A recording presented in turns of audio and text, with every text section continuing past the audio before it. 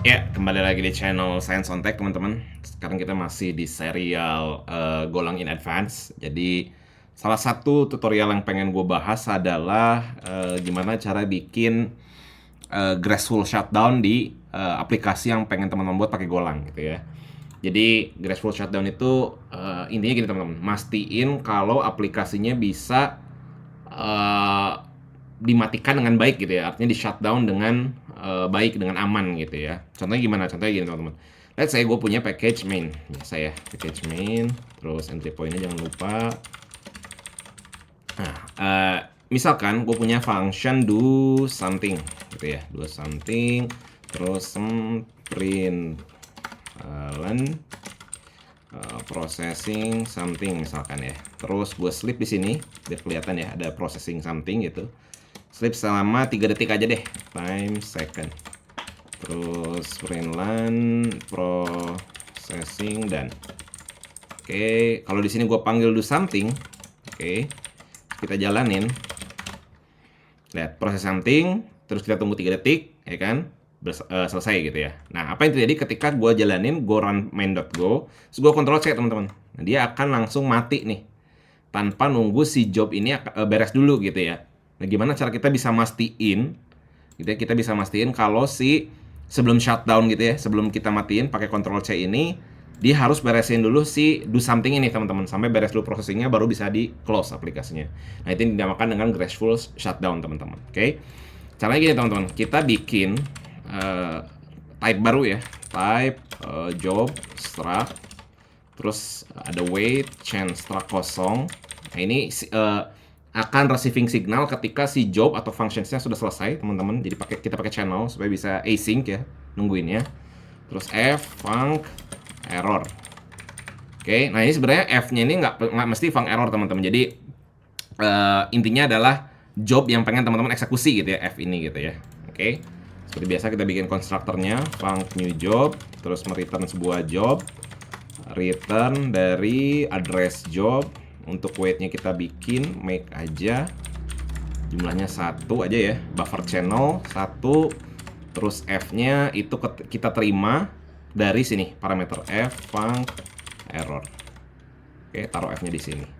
Oke, nah udah selesai ya, kita bisa inisiasi sebuah job. Nah, kita bikin satu langkah eksekusi untuk job ini, teman-teman, untuk ngerunning functions yang mau kita eksekusi secara graceful, teman-teman. Func j job execute misalkan gitu ya, execute. Oke. Nah, kita buat sebuah channel, teman-teman, untuk receiving signal exit. Oke, make channel OS tipenya signal ya, 1 aja. Terus signal.notify. Nah, ini package bawaan Golang untuk bisa nerima notifikasi atau signal dari kernel gitu ya, ketika ada sigterm, sigin gitu ya, itu kita bisa nerima pakai package signal ini, teman-teman. Kita masukin exit. Nah, kita mau nerima channel OS, interrupt, sama syscall, sigterm. Nah, ini sebenarnya ada banyak, ada sigabort, sigalarm, sigbus, ada lain-lain, ada banyak. Cuman yang biasa dipakai adalah sigin gitu ya, siginterrupt sama sigterm. Oke. Nah, ini baru kita eksekusi functionnya, teman-teman. Pakai kalau mau async gitu ya, kita bisa pakai gofunc.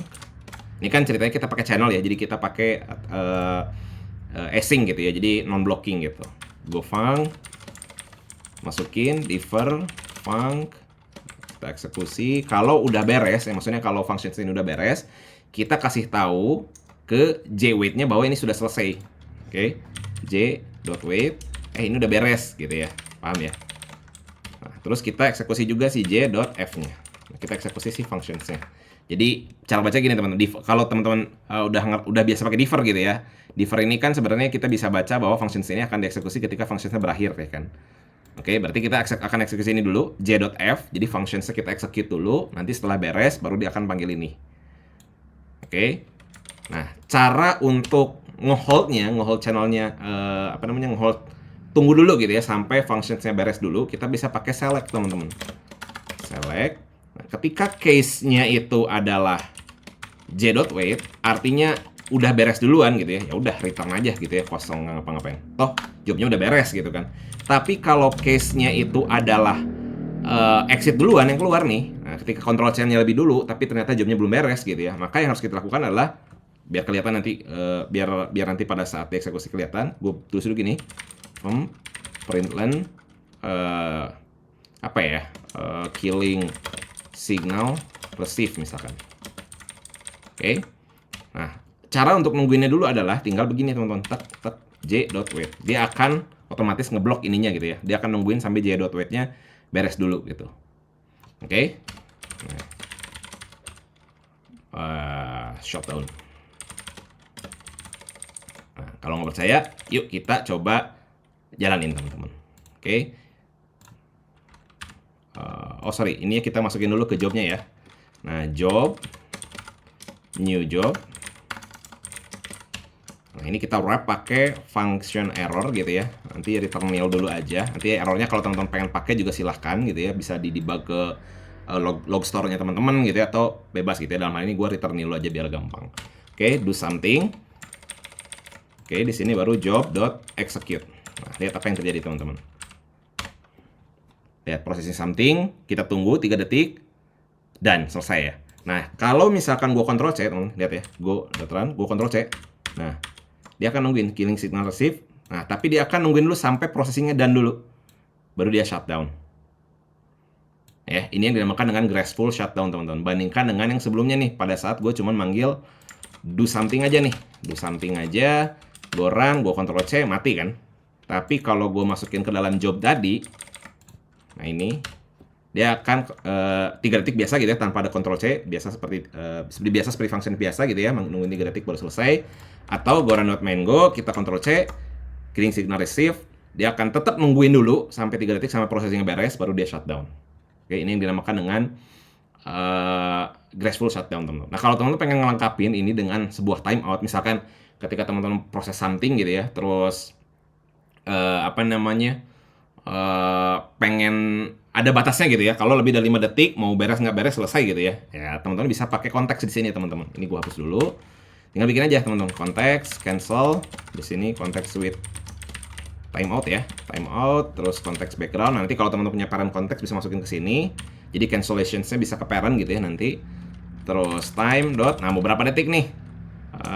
Let's say misalkan processingnya 3 detik. Timeoutnya misalkan taruh 2 detik lah misalkan gitu ya. Kita masukin defer cancel.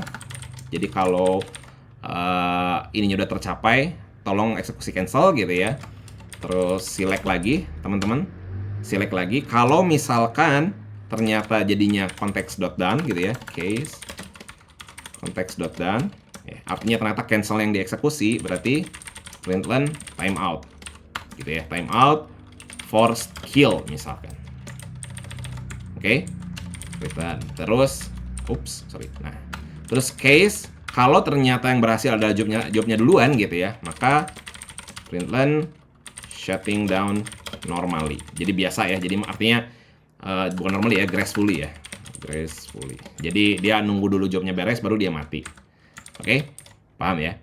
Nah, kalau kita cobain teman-teman ini gitu ya, kalau kita cobain, salah, go run main.go. Nah, ini kita tunggu dulu 3 detik tanpa ada Ctrl C sama sekali, masih berjalan seperti biasa ya. Terus kalau kita jalankan ini teman-teman, kita Ctrl C ya, kita Ctrl C, lihat timeout forced kill. Kenapa? Karena timeout duluan ya, timeout cuma 2 detik, processingnya perlu 3 detik ya kan. Tuh ininya biar nggak bingung, gue pasti tulis ini ya, println killing signal receive, biar nggak bingung ya. Jadi pada saat Ctrl C sebenarnya diterima dulu gitu ya ininya ya. Ini Ctrl C, killing signal receive. Nah, dia akan ngejalanin konteks cancel gitu ya selama 2 detik, nungguin. Kalau 2 detik nggak beres ternyata si jobnya, ya udah berarti force kill. Ya, bayangin kalau timeoutnya di sini taruh 4 detik gitu ya. Artinya lebih lama daripada jobnya gitu ya. Jadi jobnya harusnya beres lebih dulu ya kan. Artinya dia harusnya graceful kan. Kalau kita go run main.go, kita lihat Ctrl C, shutting down gracefully, aman ya, gak masalah. Jadi teman-teman bisa bereksplorasi dengan graceful shutdown ini gitu ya. Mau teman-teman tambahin cancellations, mau tambahin timeout gitu ya, terserah teman-teman gitu. Tapi intinya adalah gimana cara kita membuat sebuah sistem yang aman ketika itu di shutting down gitu ya. Oke, jadi ini salah satu topik di Golang in Advance teman-teman.